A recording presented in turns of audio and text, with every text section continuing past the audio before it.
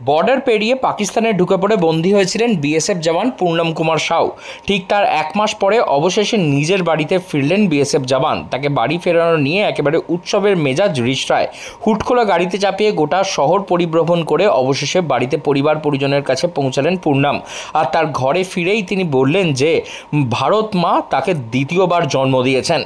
তারা দেশের সীমানায় দাঁড়িয়ে থাকেন, তাই তিনি কোনো কিছুতে ভয় পান না। আর ভয় পেলে দেশের মানুষকে কী করে সুরক্ষা দেবেন? ভারত একজন সশস্ত্র সৈনিকের মতন দাঁড়িয়ে থেকে পাকিস্তানের মতন দেশে বর্ডার পেরিয়ে ঢুকে পড়লে যে তার কি পরিণতি হতে পারে, সেই ভয়ঙ্কর পরিণতি আগে থেকেই বুঝতে পেরেছিল তার পরিবারের লোকজন। পূর্ণম সাউ ফিরোজপুরের পাক ভূখণ্ড পেরিয়ে বন্দী হয়েছিলেন পাক রেঞ্জার্সদের হাতে। তার পরিবার সেই দুশ্চিন্তাতে ছিল। 22 দিন বন্দি দশা কাটিয়ে 10 দিন আগে দেশে ফিরেছেন বিএসএফ জওয়ান। পূর্ণমের দেশে ফেরাকে স্বাগত জানিয়েছেন। রাস্তায় জিটি রোডে মানুষজন দাঁড়িয়ে থাকে। পূর্ণম ঘরে ফেরার জন্য জমকালো ব্যবস্থা করা হয়। অবশেষে যখন পূর্ণম সাউ তিনি বাড়ি ফেরেন, বাড়ি ফিরে তিনি কি জানাচ্ছেন শুনুন।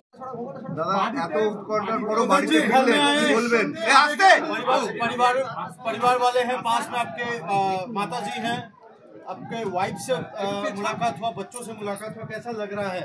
बहुत अच्छा लग रहा है और देशवासियों और इस तरह के देशवासियों के लिए काफ़ी सहयोग करूँगा, जिसकी वजह से मैं वापस अपने माँ पापा, अपने जितने रिश्तेदार हैं उनसे आज मैं मिल पाया।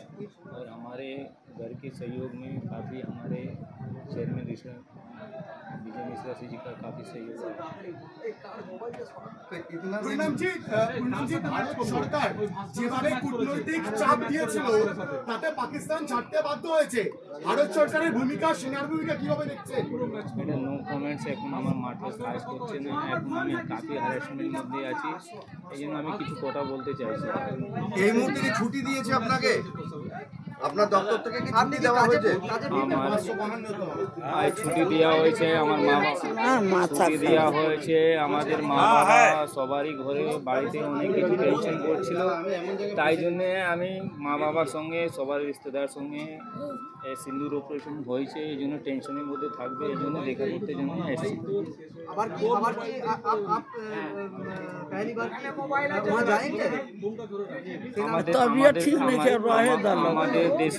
আমাদের যা ট্রেনিং হয়ে দেশ ওতন জন্য হয়, তাদের ওতন জন্য আমাদের দেশে সুরক্ষা করতে জন্য দাঁড়িয়ে থাকে, তাই জন্য আমাকে ধন্যবাদ দুয়ারা লাগলে ওতন জন্য